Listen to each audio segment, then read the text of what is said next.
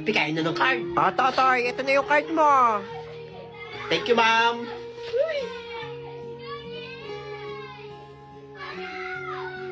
Puro ko baksak. Lakot na naman ako to kay mama. Ma'am, Bakit Totoy? pwede po ba akong mag-special project para po ba sa mapagalitan ako pag nakita tong card ko eh? Aba, syempre.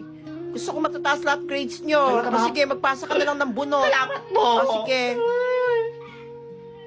Totoy, ba't di ka pa nag-i-start? Ma'am, wala po akong papel eh. Wala akong pambili. Ito talagang batang to. Ito, papel oh. Di ka agad nagsabi sa akin. Bait nyo talaga. Gutom na ako. Wala akong pera pang recess. Totoy, ba't di ka pumupunta sa kantin? Nandun yung mga classmate mo, kakain Ma'am, di po na. ako binigyan ng baon eh. Wala po akong pambiling recess.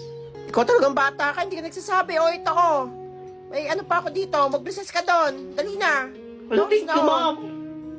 Bait nyo po. Ay, naku, wala yun. Dali na. Alam ko, gutom ka na.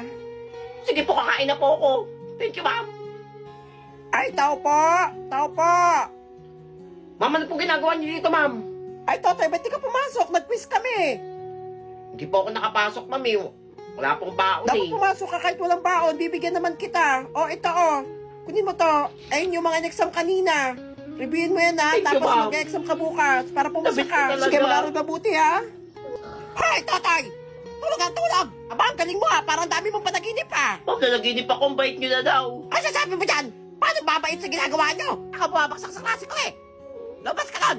Sumabit ka sa Kala ko bintana. na, panaginip lang Wala pala. naman kasi unggoy.